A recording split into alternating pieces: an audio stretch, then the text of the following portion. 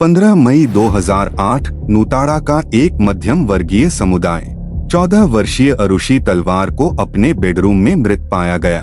दरवाजा अंदर से बंद है, एयर कंडीशनिंग अभी भी चल रही है। पहली नजर में यह सिर्फ एक सामान्य सुबह है। उसकी गले को तलवार से काट दिया गया। उनके माता पिता राजेश और नुपुर तलवार दोनों सम्मानित डॉक्टर हैं।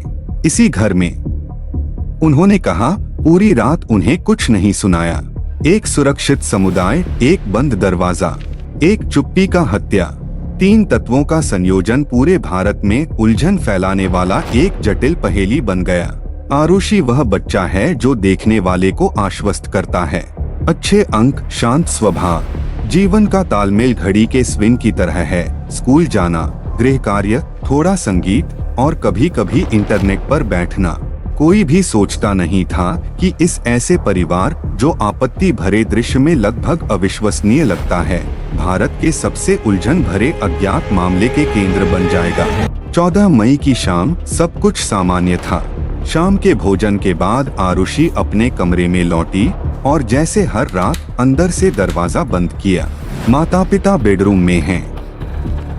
घर में चौथा व्यक्ति भी है, बुजुर्ग सेवक हेमर्स। इस परिवार के साथ कई वर्षों तक रहा हूँ, लगभग उनके परिवार का हिस्सा माना जाता हूँ। किसी के पास उसके खिलाफ संदेह करने का कोई कारण नहीं था। अगले दिन सुबह नुपुर अपनी बेटी को बुलाने गई।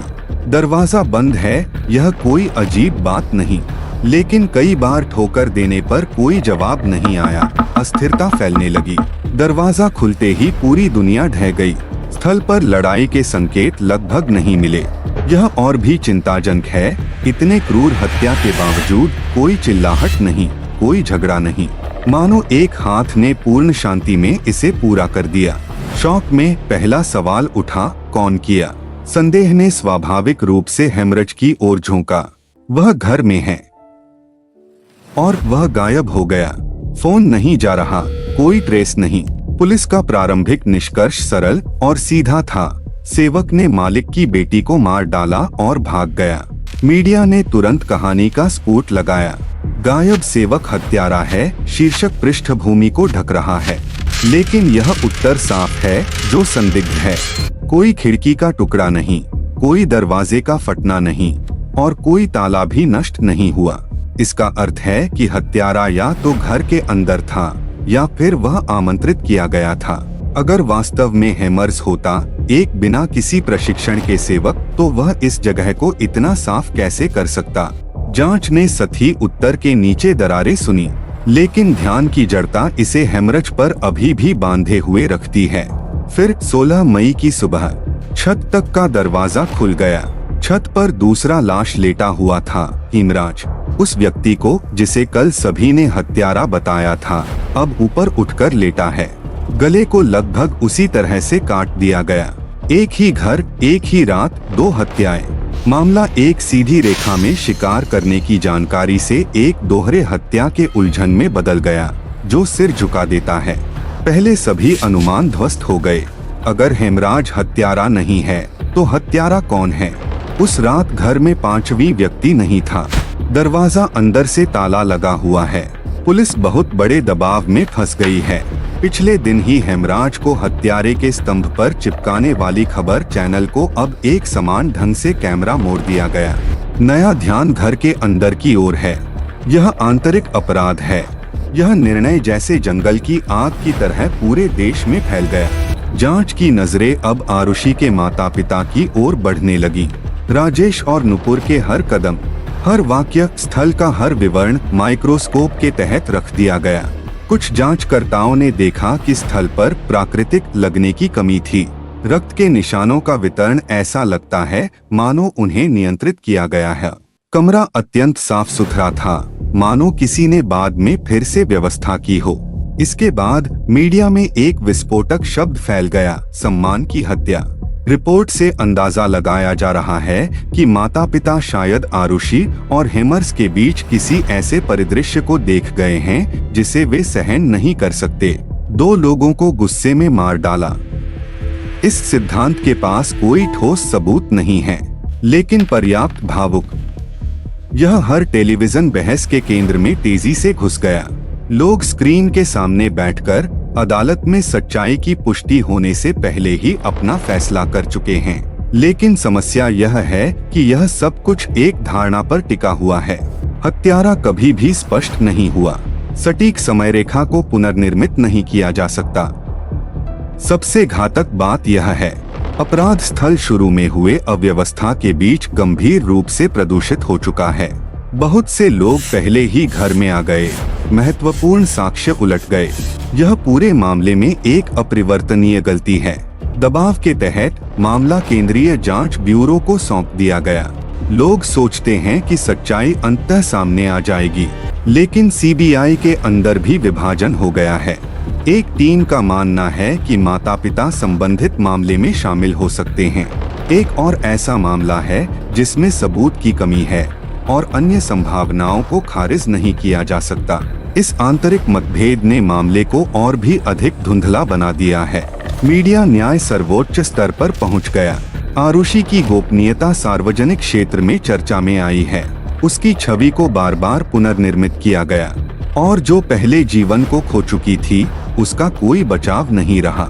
तलवार परिवार जो अपनी एकमात्र बेटी को खो चुके हैं, उन्हें यह महसूस होता है कि वे जनमत के आरोपी स्थान पर खड़े हैं। सीबीआई ने किसी नोट पर स्वीकार किया, किसी को दोषी ठहराने के लिए पर्याप्त और ठोस सबूत उपलब्ध नहीं हैं। मामले की रिपोर्ट में बात उभरने लगी है, यह मामला कानूनी तौर पर सदैव अस्थिर रह सकता है। लेकिन अदालत ने इस विराम चिन्ह को स्वीकार करने से इनकार कर दिया। यह बताता है कि संदेह परीक्षा में प्रवेश के लिए पर्याप्त है। इसलिए राजेश और नुपुर तलवार, जो अपनी बेटी के लिए न्याय की मांग करते हुए रहे हैं, आधिकारिक तौर पर आरोपी की ओर खड़े हो गए। पक्ष ने एक संपूर्ण तर्क श्रृंखला बनाई। बाहर के कोई नहीं घुसा। उस रात घर में केवल 4 लोग थे। सुबह तक दोनों की मौत हो गई, इसलिए हत्यारा केवल शेष 2 लोग ही हो सकते हैं। उन्होंने यह भी कहा कि स्थल पर सफाई की गई थी और माता-पिता का व्यवहार असामान्य था। पक्ष की प्रतिक्रिया सरल और तीखी थी। पूरा भवन केवल अनुमान पर बना है, न कि स्पष्ट सबूतों पर। कोई गवाह नहीं है। कोई स्पष्ट रूप से जब्त किया गया हथियार नहीं है। कोई भी चिकित्सा विज्ञान संबंधी साक्ष्य नहीं है जो तलवार परिवार को सीधे अपराध से जोड़ता हो।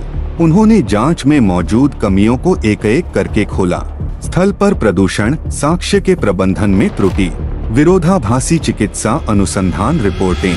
संदेह में अपराध का निर्णय नहीं हो सकता। संदेह के आधार पर दोषी ठहराया जा सकता नहीं है। 2013 में गाजियाबाद प्रारंभिक न्यायालय निर्णय, राजेश और नुपुर तलवार को दोषी ठहराया गया। आजीवन जेल में बंद कर दिया गया। अदालत ने माना कि अप्रत्यक्ष साक्ष्यों की श्रृंखला पर्याप्त रूप से मजबूत है।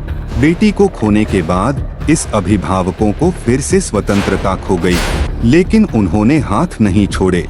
निर्णय को इलाहाबाद उच्च न्यायालय में अपील करें। उच्च न्यायालय ने पूरे मामले की पुनः समीक्षा की। बार बार सुनवाई के साथ पक्ष विरोधी श्रृंखला पर दरारें एक के बाद एक उजागर होने लगी।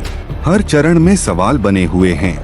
हर तर्क में एक ऐसा दरार है जिसे नहीं भरा जा सकता। अदालत ने आपराधिक न्याय के सबसे मूलभूत सिद्धांतों को फिर से दोहराया। अपराध को इस तक सिद्ध करना आवश्यक है कि सभी उचित संदेहों को खत्म कर दिया जाए, और इस मामले का परिणाम बहुत दूर तक नहीं पहुंचा। 2017 में इलाहाबाद उच्च न्यायालय ने मूल फैसले को खारिज कर दिया। राजेश और नुपुर तलवार को साक्ष्य की कमी के कारण मुक्त कर दिया गया। वे कई वर्षों बाद जेल से बाहर निकल गए। लेकिन इस स्वतंत्रता के साथ एक ऐसा प्रश्न आता है जो कभी भी बंद नहीं हो सकता। आज तक आरुषि और हेमराज के हत्या के मामले की सच्चाई अभी भी गहराई में छिपी हुई है। अंतिम हत्यारा नहीं, स्पष्ट कथा नहीं। यह मामला एक बिखरे हुए पजल में बदल गया। हर एक टुकड़ा अलग अलग दिशा की ओर इशारा करता है, लेकिन पूरी तस्वीर कभी भी जोड़ने में असमर्थ रहती है। यह केवल एक अपराध की कहानी नहीं है, यह एक दर्पण है। व्यवस्था की जटिल संरचना को प्रकट करता है, मीडिया प्रभाव के अंधकारमय पहलू, और जब साक्ष्य का अभाव होता है तो मनुष्य की धारणा पर निर्भरता की उस सहज प्रवृत्ति कितनी खतरनाक है। कभी कभी सच्चाई इतनी गहरी हो जाती है कि वह फिर से सतह पर नहीं आ सकती। शायद इसीलिए अरुषि तलवार मामले को आज भी भारत के सबसे बड़े अज्ञात रहस्य के रूप में जाना जाता है। उस दोपहर के समय उस बंद दरवाजे के पीछे वास्तव में क्या हुआ?